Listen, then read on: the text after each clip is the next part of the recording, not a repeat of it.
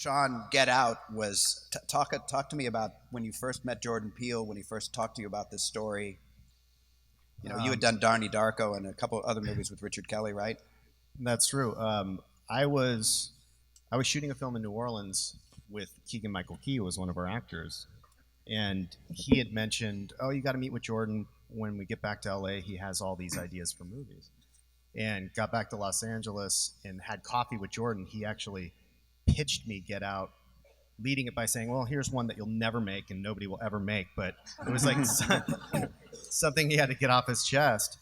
And he pitched me basically the exact structure that we ended up shooting, and we bought it at the table and paid him to write the script. And at that point, I'm not sure if he was confident enough to even suggest that he was directing it. It wasn't until he was about halfway through the script, which was taking him a little while because they were doing back-to-back seasons, the last 2 seasons of Key and Peele.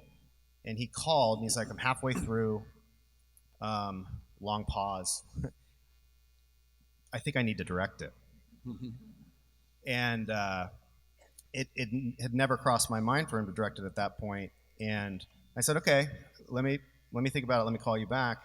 And I hung up the phone. I called my business partner, who was literally going to be writing a $5 million check to make the film ultimately. And he's like, "Well, what do you think?" And I had sat there for 10 minutes thinking, well, who could direct this movie? It's kind of a tightrope of a tone. It could very And the script was pretty much what we ended up seeing. Pretty much. Okay. And this was when we bought the pitch. It was before Trayvon Martin. It was before we were still in this Obama kind of post-racial lie, like there's no more racism, we have a black president.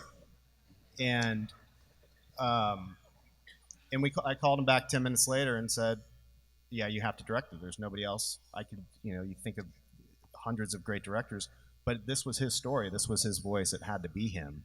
So we made his directing deal.